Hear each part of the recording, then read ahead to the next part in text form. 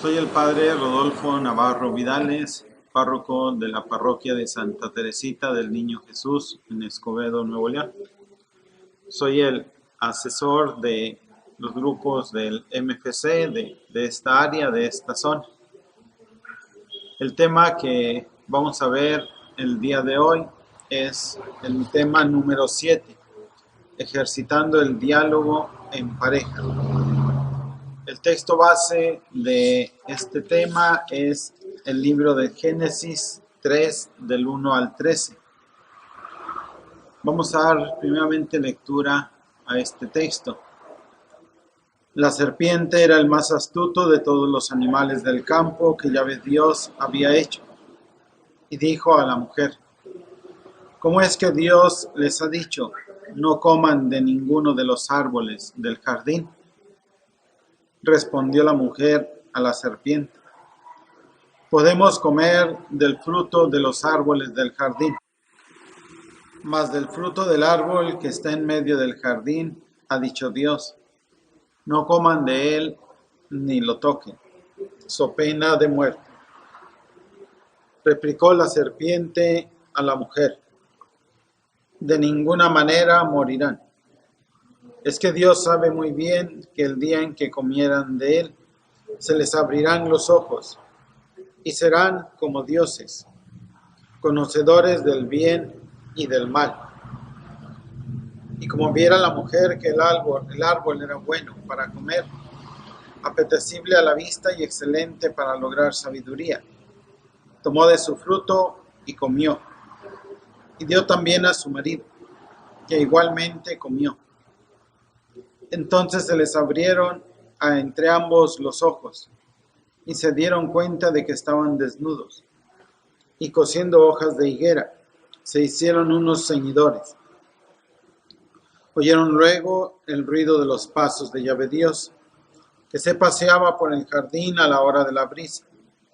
Y el hombre y su mujer se ocultaron a la vista de Yahvé Dios por entre los árboles del jardín. Yahvé Dios llamó al hombre y le dijo: ¿dónde estás? Este contestó: te he oído andar por el jardín y he tenido miedo, porque estoy desnudo. Por eso me he escondido. Él replicó: ¿quién te ha hecho ver que estabas desnudo? ¿Has comido acaso del árbol del que te prohibí comer? Dijo el hombre: la mujer que me diste por compañera me dio del árbol y comí. Dijo pues Yahvé Dios a la mujer: ¿por qué lo has hecho? Contestó la mujer: la serpiente me sedujo y comí. Palabra de Dios.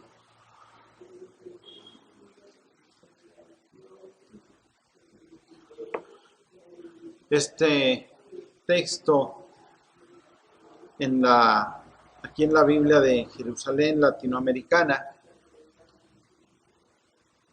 en el versículo 1, nos pone una nota donde nos dice: la serpiente simboliza un ser hostil a Dios y enemigo del hombre, y en el cual han reconocido al adversario, al diablo.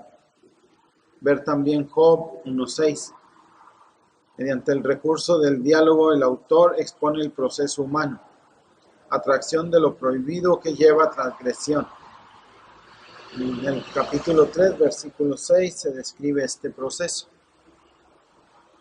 Y esta nota nos recuerda algo que muchas veces olvidamos. Nos influenciamos mucho por la televisión, medios de comunicación, sobre la imagen del diablo, así como un monstruo, como un ser feo, que en realidad no es así. Si recordamos, dentro de los nombres que tiene el diablo, uno de ellos es el de Luzbel, es decir, es luz bella. El diablo es un ángel que se ha rebelado contra Dios. y nos va a invitar, como en el texto, a revelarnos a Dios. Al igual que en el texto, nos va a mostrar las cosas malas como buenas y las buenas como malas, que fue lo que hizo con Eva. Algo que no debería de ser, se lo mostró como algo bueno. Y en el proceso del matrimonio, como dice la gente, pues el diablo va a andar siempre ahí metiendo su cola. O sea, el diablo va a buscar la división. El diablo va a buscar que ese matrimonio no logre caminar bien. Y una de las formas en las que el diablo va entrando es precisamente en la pérdida del diálogo y mucho más en nuestro tiempo. Antiguamente, pues el hombre trabajaba y la mujer estaba en la casa, también con su trabajo arduo de la casa, pero estaba al frente de su familia. Y el que llegaba cansado del trabajo, pues era el hombre. Ahora los dos llegan cansados. Y entonces se va perdiendo algo esencial en el matrimonio, que es el diálogo. Porque el diálogo no solamente en el aspecto de hablar cómo está el clima, es parte de cómo te fue en el trabajo, sí, pero hablar de nosotros como personas. De manera que ahí en el diálogo es donde me voy mostrando a la otra persona.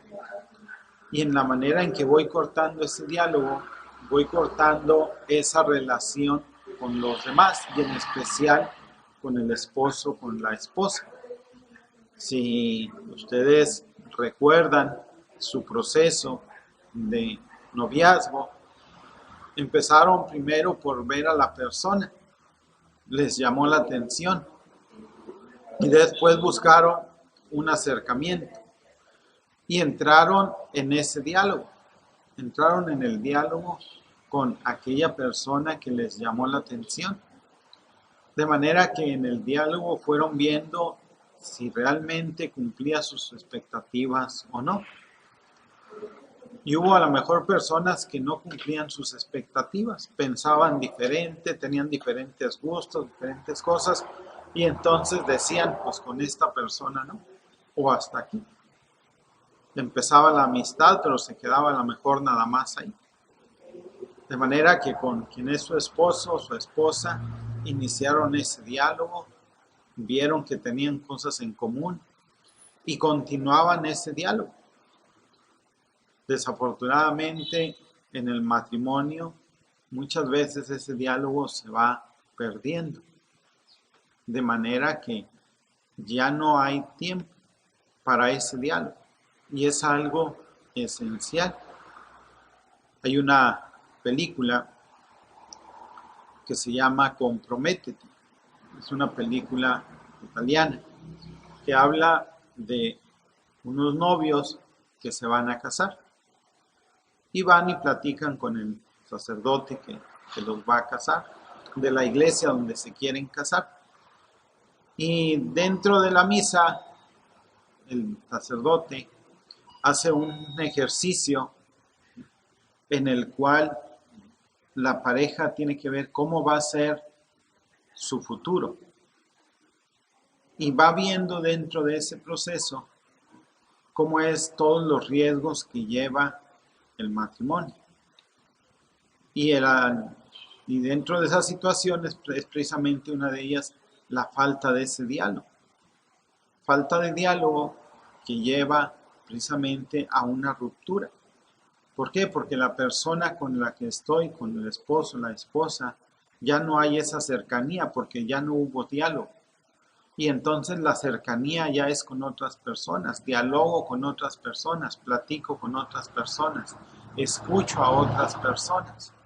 Y entonces se va rompiendo esa relación, va quedando fracturada, de manera que va a llegar hasta el divorcio. Y entonces en este ejercicio hace ver precisamente la importancia del diálogo como algo esencial. El diálogo no es algo accesorio, no es algo que podamos o debamos de prescindir. El diálogo debe ser algo esencial en el matrimonio, así como es esencial el comer, el respirar, así también debería ser el diálogo en el matrimonio. Pero un diálogo íntimo desde la persona.